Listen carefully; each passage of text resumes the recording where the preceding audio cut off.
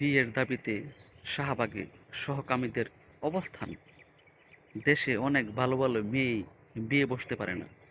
দেশে ভালো মেয়ে এখনো বিয়ের জন্য পাত্র খুঁজে পায় না। আপনারা বিয়ের দাবিতে শাহবাগে অবস্থান করতেছেন। শাহবাগে কেন আপনারা এই অবস্থান করেন? যদি আপনাদেরকে কেউ পছন্দ করে এবং আপনি যাকে পছন্দ করবেন সে যদি আপনাকে বিবাহ করে, তে আপনি বিবাহ বসতে পারবেন। আপনি শাহবাগে গিয়ে আপনারা অবস্থান করবেন। অবস্থান করে বলবেন, আমাদেরকে বিয়ে করা হোক।